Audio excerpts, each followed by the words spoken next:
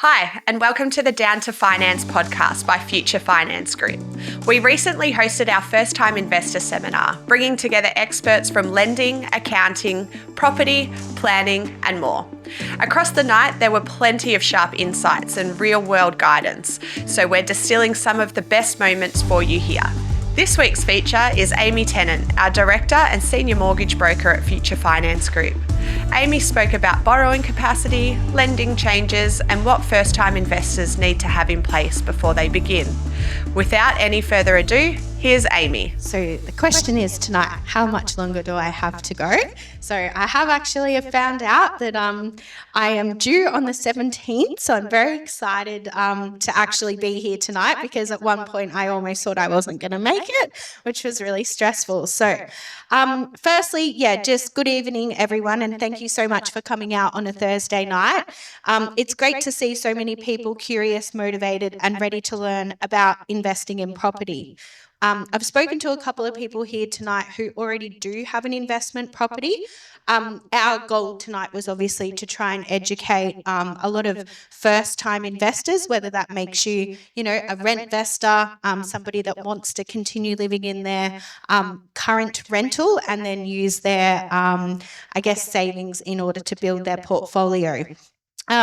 Purchasing your first or next investment property is a huge milestone. It comes with incredible opportunities, but also real responsibilities. So being prepared from both a financial and lifestyle perspective is absolutely essential. Tonight, my goal over the next 10 minutes is to give you clarity, confidence, and some practical insight into what it takes to get started. For those who don't know me, I am a Frankston girl, born and bred. I went to primary school and high school in Frankston. I started in the finance industry when I was only 18. So I have been a mortgage broker for 12 years. And since then, I've actually helped thousands of clients achieve their property goals. I've personally purchased and sold investment properties myself as well. So obviously every mistake that has been made, I've probably made it. So obviously I do practice what I preach. What a mortgage broker actually does. So if you are new to this, a mortgage broker is a person that sits between yourself, the lender, and we do all the legwork. We research hundreds of loan products, compare thousands of options and negotiate on your behalf, and then support you through the entire application right through to the settlement process. And here's a fun fact that I'm really proud of. Over 60% of home loans in Australia now are all written through mortgage brokers. And that's a reason for that. People want a personalised experience and they want somebody to support them for their ongoing journey. Property investing is more possible than you think. A lot of Australians love the idea of property investment, but don't pursue it because they automatically assume that it's for the wealthy or that it's simply too hard. The truth is, with the right strategy, planning, property investment is often more achievable than people realise. One of the biggest hurdles is usually the deposit, with lenders generally requiring 10 to 20% of the property value, but for existing homeowners, unlocking equity can completely change the game. By using increased value in your current home, you may be able to cover some or even all of the funds required to complete the investment purchase. So as an example, I'm just going to use a $700,000 purchase price. The Victorian settlement fees and charges, and this is something that, Patricia will go into in further detail, because we obviously love investing all over Australia, not just in Victoria, okay? So obviously every option is on the table with us. We don't just exclusively work in Victoria. We're actually educated in all different states as well. So the Victorian settlement fees and charges are around $37,000.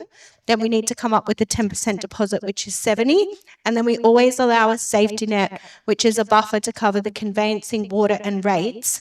So approximately, to get into your first investment, you're looking at needing to come up with around $112,000, which is quite a lot to tell a first-time buyer or a first-time investor. So we just come up with some tips to save your deposit. Firstly, our goal at Future Finance Group is to see us as soon as you want to start your journey. So it's not after you have the 112,000. It's like when you don't have any savings in your bank account and you have the idea or the courage to actually buy an investment property. We can help sit down, create your bank account structure, and really go through a budget to work out what your, I guess, net surplus income is. And then obviously set up an automatic payment going into that savings account, and then continually touch base with you throughout your savings journey. During that action plan appointment, we try to beat the credit monster as well. So unfortunately, in younger demographic, we are very reliant on credit cards, zip pay, afterpay, and all of those things we actually don't need. So obviously educating our clients from the get-go about paying those down, closing them and getting rid of them is something that we do. And then we also like to make the savings work for you by setting up, the separate high interest savings accounts as well. And then removing the temptation of being able to redraw out of there. From there, after we do a action plan, we obviously can sit down with a client, and once they get to a point where they're ready to get pre-approval, a pre-approval gives you a clear indication of how much you could borrow. It means the lender has already reviewed all your financials, credit, income, savings, and is comfortable with you to sign a contract and then complete evaluation on that particular purchase property. Most pre-approvals these days only last for 90 days. And the benefits of getting a pre-approval, which obviously Ash will talk about coming into the real estate side, is it provides peace of mind to the vendor. You can jump the queue, you can have strong bargaining power, and you also have the ability to bid at auction. So obviously there's many different properties that investors want to buy. I spoke to a gentleman tonight who's obviously got a development site. Most of the time, if it is a development site, it's going to go to auction. So we want to put you in the, race in order to be able to buy anything that's going to fit your profile. I'll also just highlight that no two investors are ever the same. So we've got a couple of people in the room tonight that are like friends and families and things like that. And I just want to highlight that everyone's circumstances are completely different. So what works for you, a friend, a colleague, or a family member might not be the best fit for you. That's why your strategy needs to be personalised, not generic. And there's so much information online. There's a lot of conflicting advice as well. And sometimes it can feel overwhelming. The fees, the jargon, the rules, there's a lot to go through.